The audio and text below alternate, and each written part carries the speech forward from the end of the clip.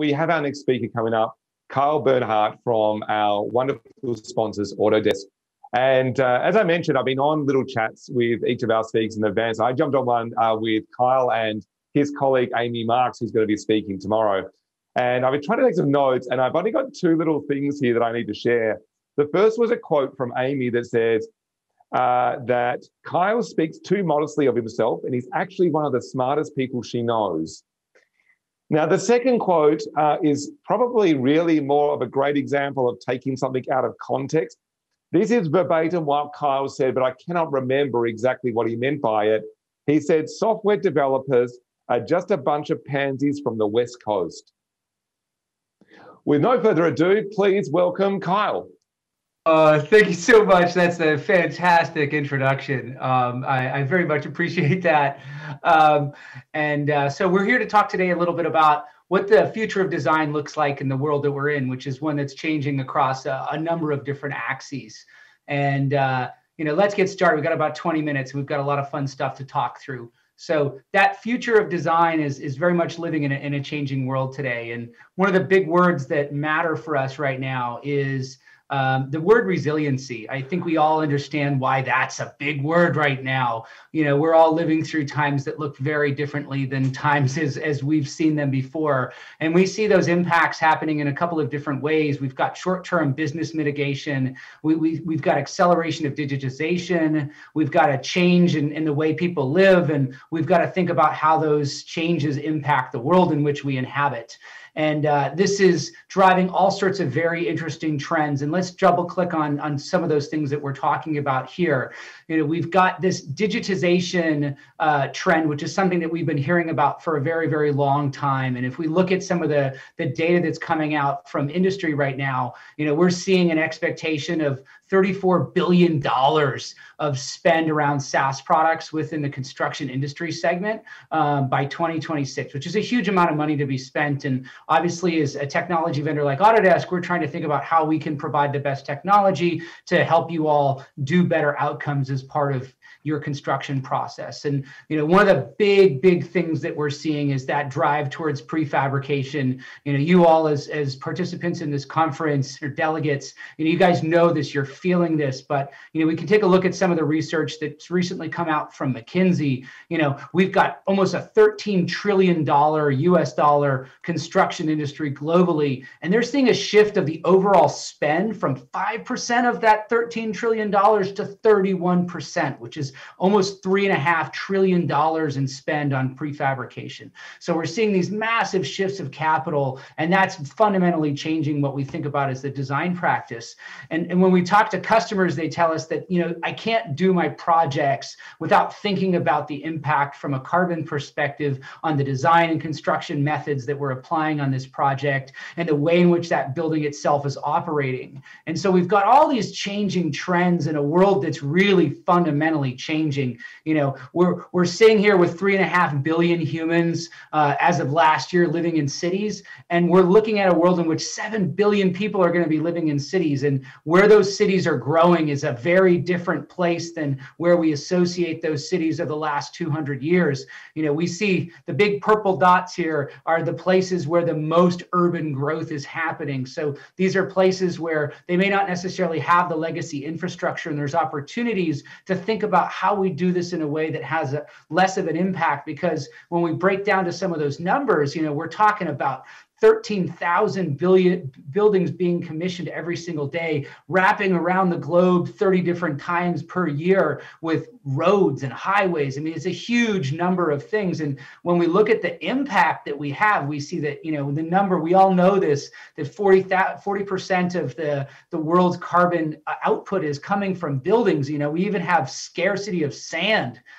for making silicon. So it's obvious that the way in which we're doing things needs to be rethought in terms of the impact. So we've got all these different trends coming together on a design practice that has to rethink how they fit into the value chain of construction. On an entire value chain of construction, it needs to rethink about what design means. And so as Autodesk, we've got to think about really what does it all come together here. And the reality is that we've got to deliver more There's no getting around it. Those 7 billion people are coming to urban cities. If it's delayed by 5 years because of COVID-19 or not, it's still a trajectory that's not going anywhere. And we've got to do it with less. That reality of less is something that isn't going anywhere either. And ultimately, it presents us with the opportunity to do things better, and for the design practice and construction overall to do things better.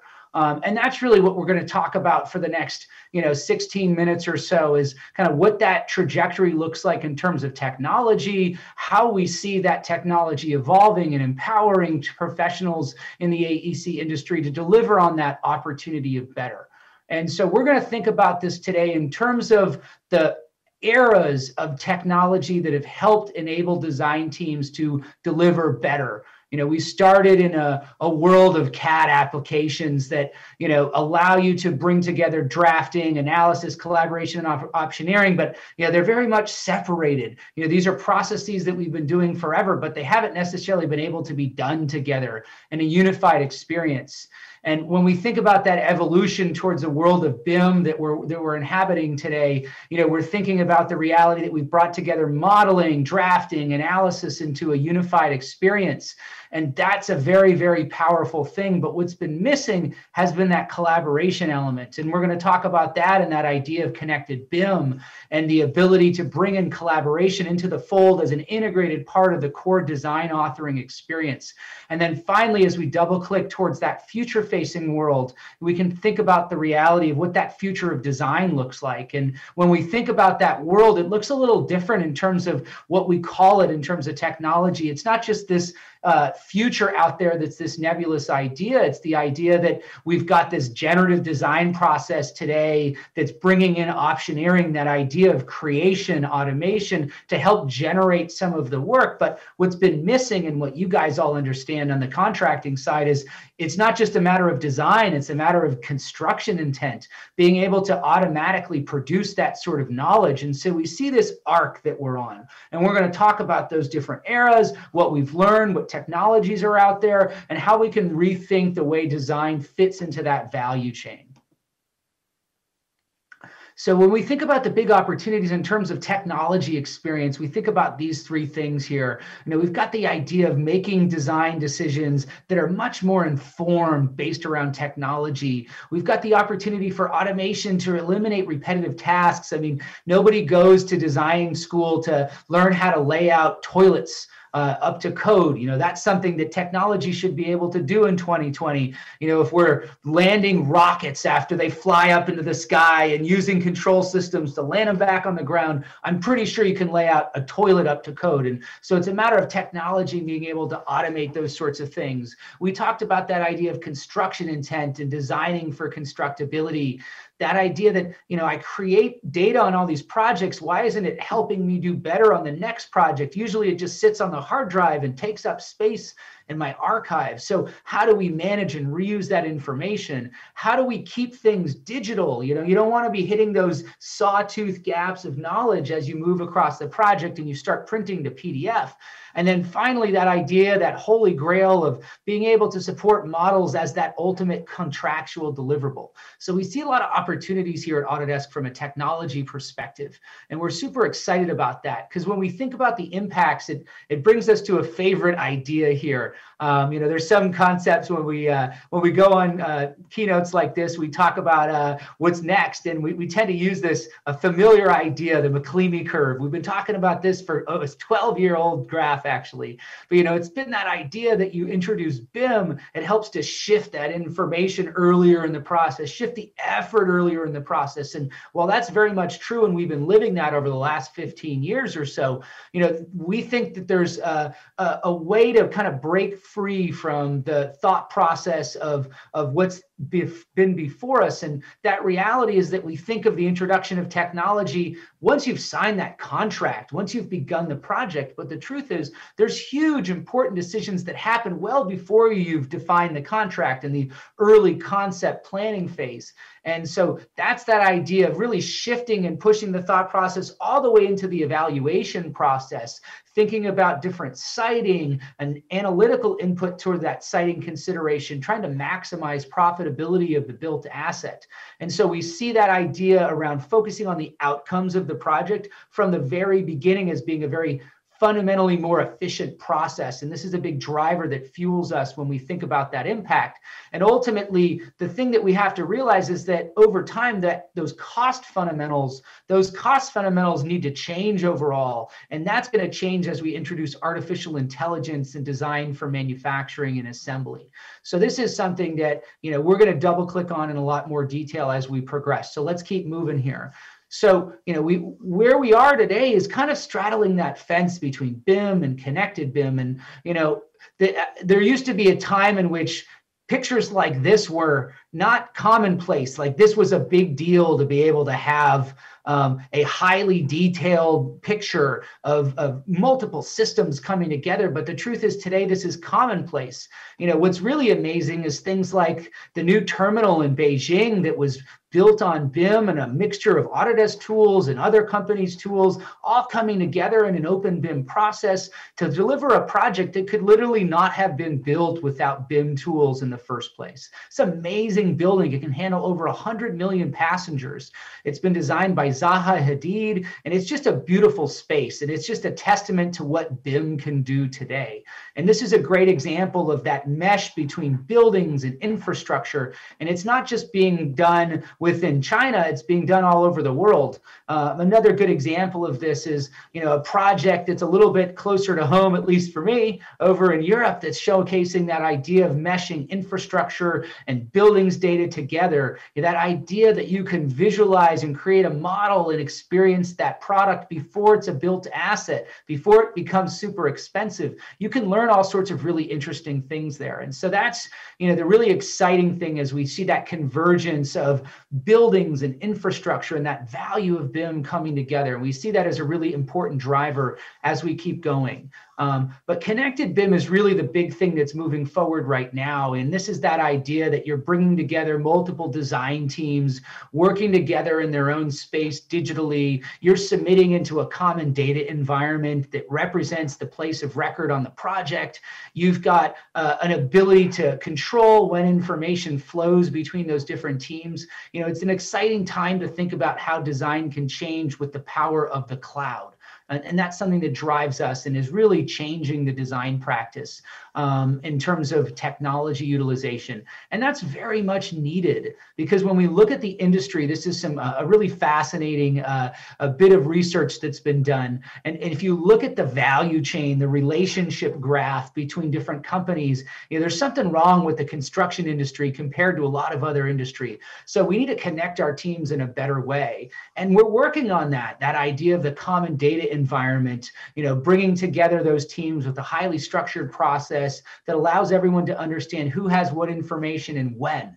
And that's a really powerful thing. But with it comes some nasty little asterisks, and those asterisks are as you adopt this system, you end up with a bunch of users scratching their heads and saying, oh my God, I've got hundreds of files with crazy names like this. Like, what have we done to ourselves?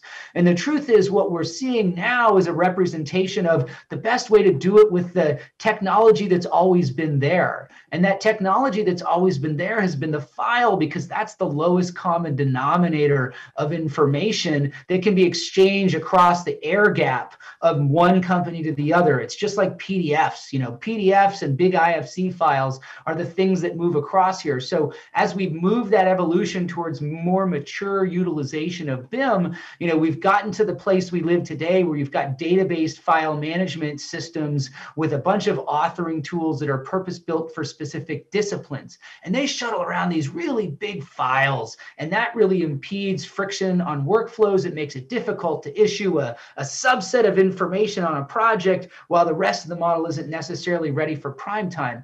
And we think that fundamentally, if we can work to break that file barrier, and this is something we've talked about a lot, that idea of granular information, we're really excited about that future where there's interoperable granular data moving not only across the Autodesk Construction Cloud, but across the sphere of tools that work in AEC overall. We're just excited about the opportunity for Autodesk to be part of that shift. It's something that we've talked about with the Open Design Alliance, with Building Smart, and it's something we're really committed to working towards, is that world can't have big files. No one said I wanted 1.2 gigabyte IFC files as part of my day job or 1.8 gigabyte Revit files. They just want to be able to get to the information they need to get their jobs done. And so that's a big driver for us. And the key part to do that is to migrate the working onto the cloud. This is something we're super proud of within Autodesk today. You know, we've got people syncing with Central in Revit. You know, every 4 or 5 seconds, I'm going to have about 10 or 15 people that are actually syncing with Central. So committing data into the Autodesk cloud. So we're seeing a huge scale as people migrate to the cloud. It's been even bigger acceleration as we think about COVID-19 and that shift from work from home. And that's a really big deal. And so we're really excited about bringing that connection, and it extends into the desktop experience as we think about what we recently released in terms of managing issues directly inside of Revit and having that connected up to our construction cloud. So it's not just about, you know, moving your save button up into the cloud. It's about shifting that overall collaborative workflow out of the spreadsheet and into a more collaborative experience that includes the entire design team. So that really allows teams to interface with the client in a different way and with contractors like yourselves in a different way. And that's something that we're pretty excited about here. Oh, missed the video. Sorry about that, guys. But we'll keep rolling in the interest of time here. So, you know, we've talked through that connected BIM world, and let's talk a little bit about that future of design and what it looks like here. And so that future of design, as we talked about, you know, it's got a couple of steps along the way. You know, the first thing that comes about is that need to think about generative design, introducing automation into the process. And usually when we start talking about automation, this starts to freak people out, especially in the design phase of the project and the design practice, because they tend to think about this picture on the left, that idea of the sentient being that comes alive and starts making bad decisions for humanity. And when we think about that power of automation, that superpower, it's really more like Tony Stark's Iron Man suit. You still need a human to drive that thing, but ultimately that suit gives you superpowers you could never do on your own. And that's what we think about in terms of the introduction of automation into the design practice and ultimately the construction process.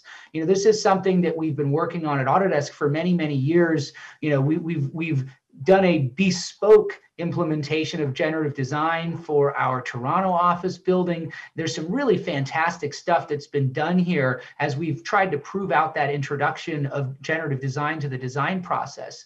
But the challenge we find is that this is, like I said, it's bespoke. It's something that was created specific for this project and could be easily applied to other projects. And that's the fundamental challenge around automation right now, is that it's a bespoke thing. Individual companies are making their own dynamo graphs and they're creating specific solutions. But value and power comes with that idea of special or generalized solutions.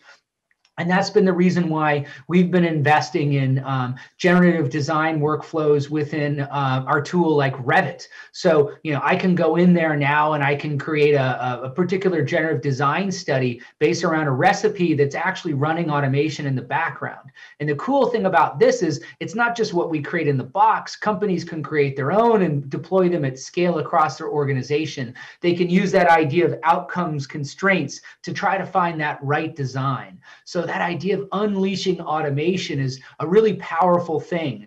But it doesn't stop there. You know, we're probing at the idea of machine learning. This is a really interesting thing coming out of our research team. We actually taught machine learning how to actually recognize. We started with actually electrical plans. So finding the symbols in those drafting views was a great place to start with machine intelligence. And so we've actually gotten to that point where you can automatically scan. You just basically tell the technology, hey, this is my duplex receptacle symbol. I want you to go count them across my entire sheet set. So, you know, we're really excited about the idea of unleashing this across any number of BIM workflows because, like I said, you know, folks got into the design practice to go solve the gnarly problems, not the easy ones. And counting receptacles on a sheet is not a problem that people decided they wanted to get into design or construction for. So we see a huge opportunity for unleashing that superpower here. And this brings us to that final piece, and this is something that's near and dear for, I think, a lot of folks that are online with us today. And it's that idea of introducing construction intent into the design process as early as possible, and that requires us to think about design for manufacturing and assembly. That idea that you can inject fabrication, assembly, and operation automation into the design process as much as possible. If we can do that, it makes it fundamentally simpler to industrialize the entire supply chain of that construction process. And we're super excited about this opportunity at Autodesk. We're super excited about the potential for the industry and helping that industry make that jump towards a world in which there's a lot more construction intent as part of the design process. And this is based on the reality that in order to do the prefabrication methods that matter, the ones that move the needle in a huge way, you've got to have the design team in a leadership role. You've got to get them involved from the very, very beginning of the project. And that's something that requires the design industry to step up and start to really embrace that idea of designing for manufacturing and assembly. Because if we look at this is a really fascinating bit of data out of the UK. It's that idea that we're going to see this massive shift in spend away from traditional methods and towards much more prefabricated assemblies, that idea of a kit of parts coming together as a basis for construction methods. And the only way to make that a reality is with the reality that you've got to shift that mindset from a project to a product. That idea that my building isn't this bespoke project. I am developing a product, this built environment that's repeatable. So now n isn't equal to 1, n is equal to infinity. I have created a product system of an entire built environment that I can repeat across a number of different instances. And the thing that's important to remember here is it's not just making literally the exact same building. My product is an approach to construction to meet those particular constraints, but you can have flexibility within that system. So it's exciting to think about that world where we've gotten to that repeatability without necessarily conceded some of those critical ideas. And so that is a world in which the roles change in a pretty fundamental way. We've moved from that world of design intent to construction intent. We've seen that opportunity for potentially trade contractors and building product manufacturers coming together to think about how they can prefabricate and deliver and install all these great parts. That huge opportunity around systems integration for the general contractors. So it's a very different value chain, and it's really interesting to see what's happening here. This is something that's happening today with Brighton Wood over in the UK. There's other great examples down under. It's that kit of parts approach that can deliver on really huge impacts here in terms of the outcomes. We're seeing things like 10% overall reduction in costs. Like, that's not easy to do. 25% less waste. And so that design world that we're talking about, just to pull back here because we're getting to the end, that design world looks very different from the world in which we've inhabited over the last few hundred years. We've brought together drafting, modeling, analysis, collaboration, optioneering, and construction intent into a more unified ecosystem of technology. And we think if we provide that to the industry, if the industry has that as a tool, they can go address those fundamental challenges that we have in the world in front of us. And so with that, hopefully you guys get this, you're excited, you see the potential around all this. And I've also hit my time by about 2 minutes. So I'm going to wrap up here. I appreciate everyone's time and engagement, and I really appreciate you all having me from Boston, Massachusetts. Have a very good day.